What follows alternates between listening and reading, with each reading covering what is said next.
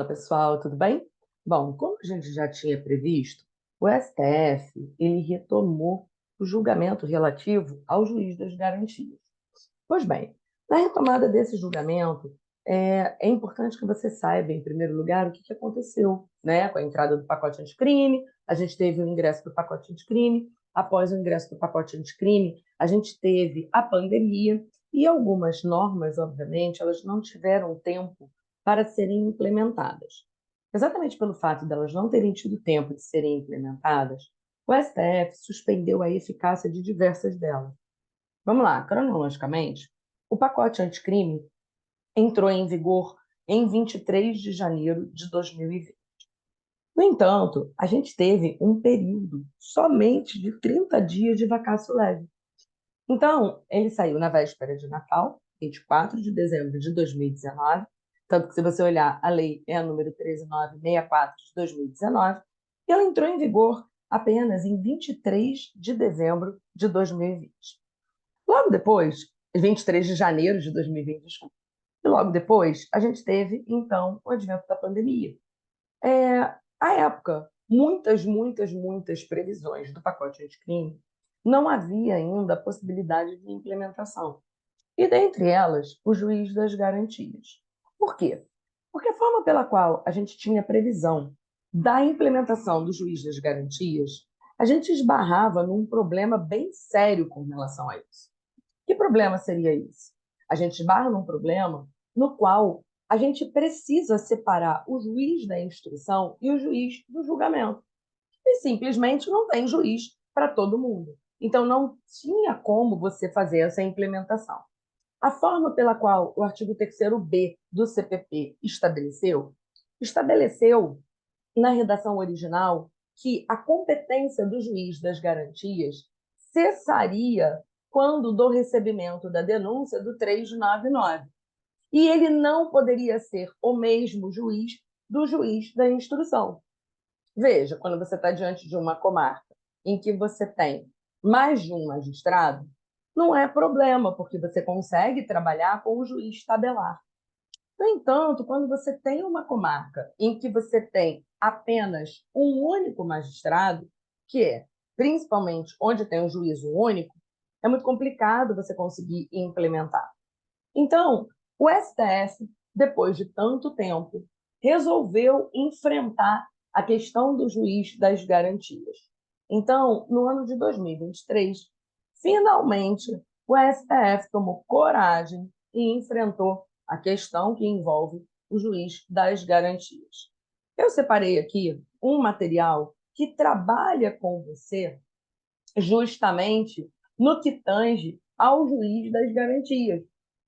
Por quê? Porque no que tange o juiz das garantias, a gente acaba tendo uma situação um tanto quanto curiosa, porque a gente teve esse problema, né, no que diz respeito à implementação desse instituto, a gente teve um prazo delicadíssimo para a implementação desse instituto e a gente acabou tendo uma regulamentação feita pelo STF.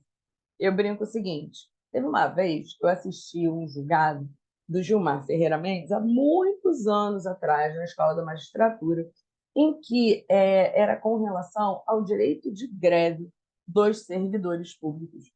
E, na época, foi um julgamento via um recurso extraordinário em que o Gilmar modulou efeitos, e na modulação de efeitos referente a esse instituto, o que aconteceu?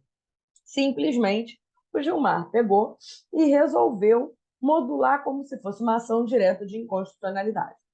Eu lembro que, na época, isso foi lá para o ano de 2003 ou 2004, tem muito tempo, tá? E eu lembro que, na época, foi perguntado para ele: mas, Excelência, isso não seria uma situação de ativismo judicial, como por muitas vezes a gente já tem sido questionado? E o Gilmar pegou e disse o seguinte: eles não fazem mesmo, o legislativo não faz mesmo, então, como o legislativo não faz, a gente vai fazer. No fundo, acabou acontecendo isso com o juiz das garantias. a gente acabou não tendo uma regulamentação adequada com relação ao instituto e a implementação. Além disso, a gente precisaria de uma dotação orçamentária para que, então, pudesse ter mais concursos para juízes e que a gente pudesse, então, utilizar esse instituto de uma forma mais importante e mais efetiva. Não aconteceu. E aí o STF veio e fez toda essa implementação. Então, vamos entender o que aconteceu com a implementação do juiz das garantias, vamos entender o que houve, vamos entender o que foi decidido e vamos trabalhar especificamente esse instituto. Bom, primeiro, os tribunais eles vão ter um prazo máximo de 2 anos para a implementação da figura do juiz das garantias. Aos tribunais, então, foi conferida uma maior autonomia, ou seja, os tribunais, então, eles passaram a ter uma maior autonomia para que, então, pudesse fazer essa implementação. De forma que essa estrutura de organização e funcionamento desses respectivos juízes não pode prejudicar as ações penais que estão em andamento. Da mesma forma, a gente não pode ter uma sobrecarga dos magistrados que atuam em juízos únicos. Repara que o que a gente vem vendo hoje é uma enorme preocupação no que tange a esse pessoal que atua em juízo único. Bom, o STF ele fez uma análise de pontos específicos nas ADINs 6.298, 6.299, 6.300 e 6.305, tá? Então, a gente teve uma análise dessas ADINs e eles fizeram, em primeiro lugar, uma interpretação conforme a Constituição no que tange ao artigo 3º-A. Por quê?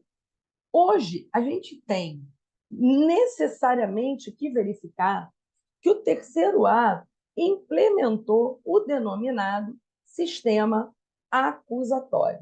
Então, a gente tem hoje, no artigo 3º-A, o chamado sistema acusatório. De acordo com o sistema acusatório, a gente não pode ter jamais um juiz que venha perseguir as provas.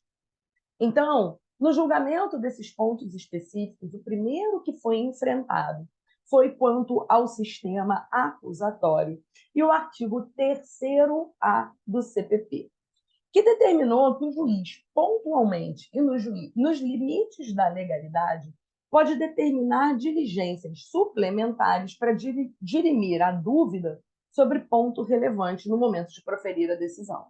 E aí você já deve estar se perguntando, no que diz respeito a essa interpretação, o que vai acontecer com o artigo 156 do CPP. Além disso, a gente deve estar olhando aqui de que forma. Então, vamos ver.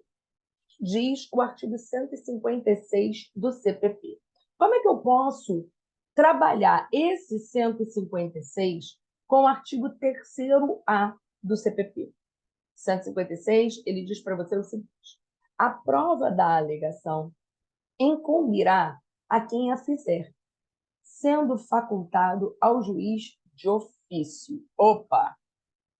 Se eu estou diante de um sistema acusatório, eu tenho que lembrar que o juiz não pode agir de ofício.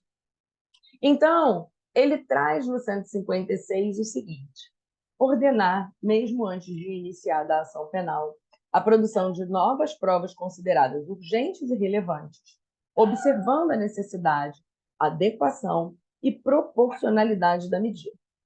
Além disso, determinar no curso da instrução ou antes de proferir a sentença a realização de diligências para dirimir dúvida sobre ponto relevante. Então, vamos entender como é que a gente pode trabalhar com esse 156 sem que haja uma ofensa ao sistema acusatório, né? Sem que haja uma ofensa ao artigo 3º-A. Vamos pensar o seguinte: existe uma audiência de instrução, tá? E nessa audiência de instrução, todas as testemunhas, tanto as da acusação quanto as da defesa, fizeram menção a uma pessoa chamada Ana. E essa pessoa chamada Ana não era a conhecida de ninguém. Então, ninguém tinha conhecimento dessa pessoa chamada Ana. Tá? Então, a gente vai trazer aqui uma necessidade de se identificar quem é Ana. Então, nesse caso, o juiz de ofício pode querer ouvir a Ana? Pode. Então, o juiz pode requerer a oitiva da Ana. Não tem problema algum. Então, esse é um ponto que o 156 traz sem que haja ofensa ao sistema acusatório. Agora, vamos pensar o seguinte: as partes tinham conhecimento de quem era a Ana. A testemunha, algumas delas se referiram a Ana. O juiz pode perseguir essa prova e ele pode querer ouvir a Ana? Não pode. Se as partes tinham conhecimento da Ana e não a rolaram como testemunha, o juiz não pode querer ouvir a Ana. Então, quando a gente fala da regra do juiz das garantias, do sistema acusatório, e essa manutenção do artigo 156, a gente vai trazer aqui uma interpretação conforme a Constituição. E foi estabelecida a permanência desse artigo no nosso ordenamento jurídico. Então, o juiz, em caráter excepcional, ele pode determinar de ofício a produção de provas relevantes, urgentes, necessárias a que seja esclarecida a verdade. Bom, agora a gente vai começar a identificar quanto ao artigo 3º-B do CPP. E a gente vai esmiuçar esse artigo 3º-B justamente na análise do juiz das garantias.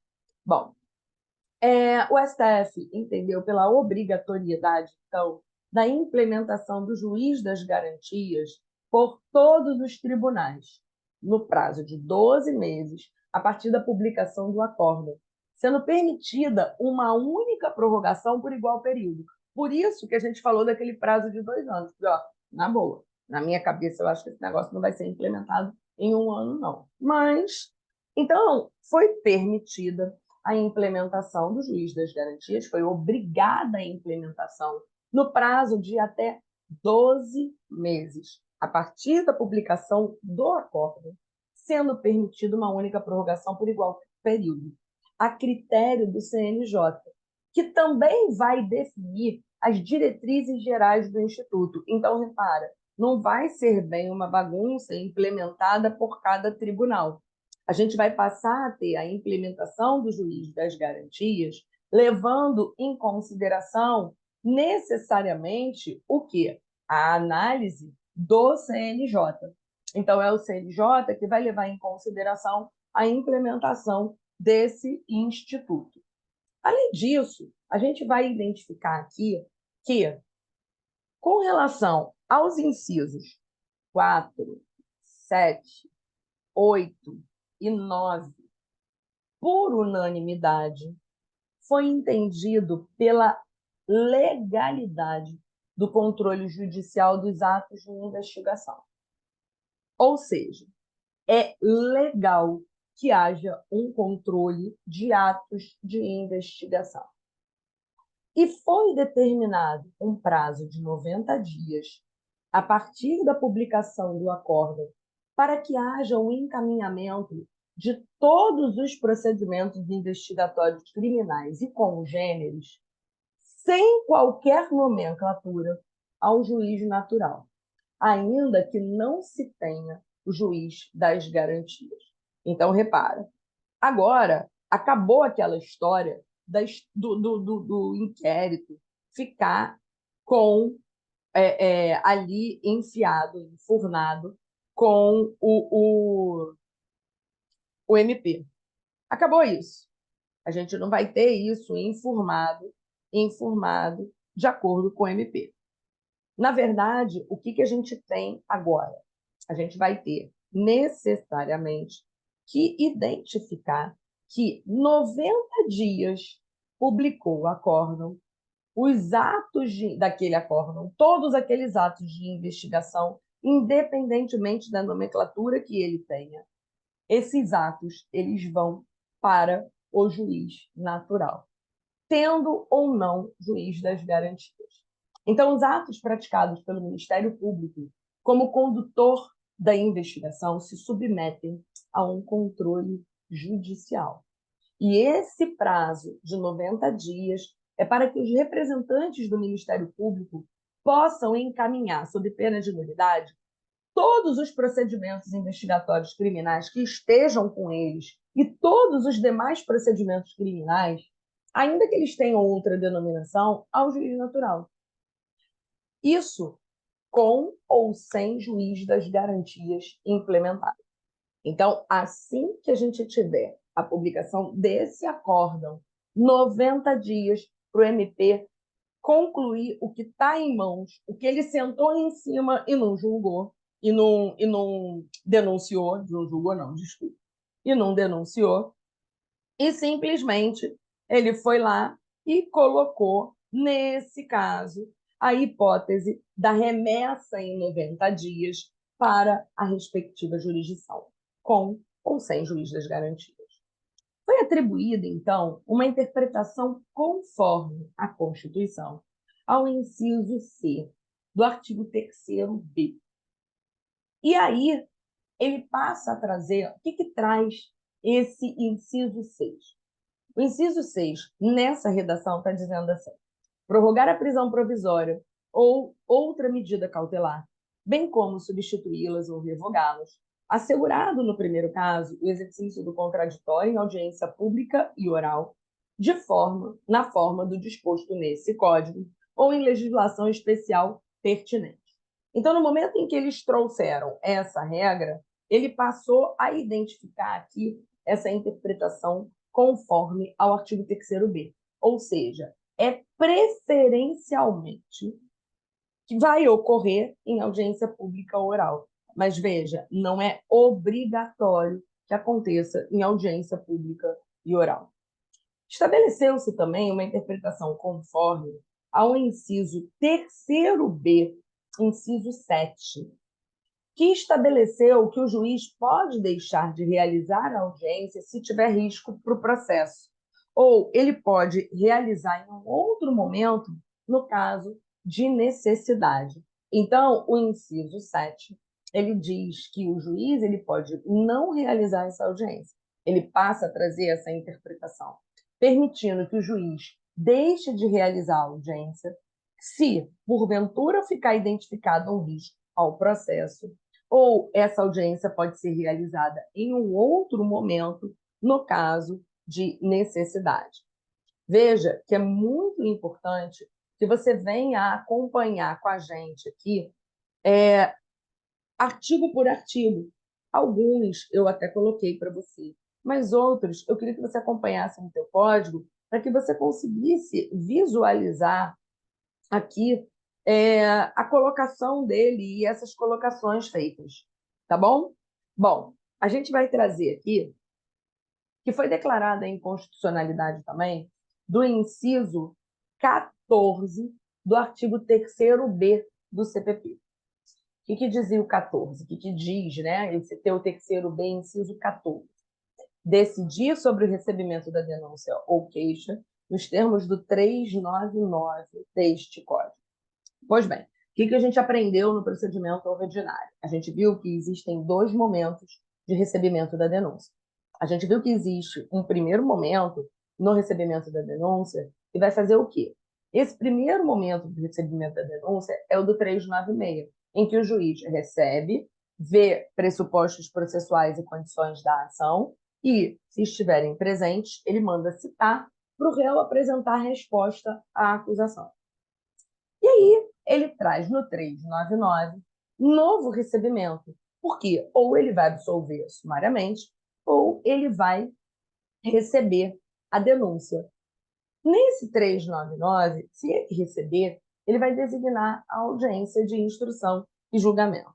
Então, no fundo, acaba sendo um momento de sanear aquele processo. Concorda? Então, se a gente jogar isso no âmbito do processo civil, a gente acaba levando isso para um momento de saneamento do processo. Pois bem, foi declarada a inconstitucionalidade desse inciso 14 e passou a trazer uma interpretação conforme a Constituição, em que, presta atenção, a competência do juiz das garantias vai cessar com o oferecimento da denúncia. Então, eu tenho que a competência do juiz das garantias não vai cessar no 399, e sim no oferecimento da denúncia. Esse caso, ele traz para a gente uma questão muito importante. Por quê? No passado, havia uma discussão quanto ao prazo prescricional. Que discussão era essa? Será que o momento de interrupção do prazo prescricional, quando o 117 do Código Penal fala em recebimento da denúncia, o recebimento da denúncia aconteceria no 396 ou no 399?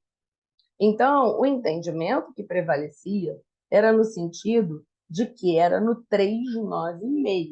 Mas havia uma baita de uma discussão. Por quê? Porque a defesa nunca se conformou de ser no 396, porque ele diz o seguinte: o código dá dois momentos, o 396 e o 399. E aí? E aí a defesa dizia: não, a gente tem que colocar para o momento subsequente, o último momento. No entanto, essa inconstitucionalidade desse inciso mostra para a gente que oferece a denúncia, a gente passa a ter, então, a inconstitucionalidade. Tá? Então, oferece a denúncia, havendo o oferecimento da denúncia, acaba, então, a competência do juiz das garantias. De forma que, para mim, está muito claro, ficou chancelado o 396, que é o momento do recebimento da denúncia de interrupção do prazo prescricional. Bom, além disso, o que a gente tem com relação à hipótese de inconstitucionalidade? O que é importante que a gente enxergue. Parágrafo 1º, ele fala assim: o preso em flagrante ou por força de mandado de prisão provisória será encaminhado à presença do juiz das garantias no prazo de 24 horas, momento em que se realizará a audiência com a presença do Ministério Público e da Defensoria ou advogado constituído, vedado o emprego de videoconferência. E terceiro B, parágrafo 1º, definiu audiência de custódia. Ou seja, nesse caso, o preso em flagrante ou havendo um mandado de prisão provisória, ele vai ser encaminhado à presença do juiz das garantias no prazo de 24 horas. Então, havendo uma impossibilidade fática, a audiência vai se realizar com Ministério Público, vai se realizar com defensoria ou advogado constituindo, mas, excepcionalmente, eu posso ter videoconferência. Lembra, essa é uma norma que ela veio antes do advento da pandemia. Então, antes havia uma força muito grande no processo penal em não permitir a realização de videoconferência. Mas o que aconteceu? A gente acabou ficando ali bem refém, né, no que diz respeito a essas questões. A gente ficou super refém disso, né? Por quê? Porque acabou acontecendo da gente ter que realizar audiências porque estava prescrevendo tudo. Então, agora eu tenho sim a preferência da realização dessa audiência presencial. No entanto, é possível, mediante decisão de autoridade judiciária, estando apta a verificação da integridade do preso e garantia dos direitos, a realização via videoconferência, tá? Então, a gente vai ter aqui essa visualização dessa situação, né? A gente vai ter essa possibilidade dessa situação. No próximo bloco, a gente vai continuar examinando as hipóteses de cabimento e possibilidade de implementação de juiz das garantias. Até já.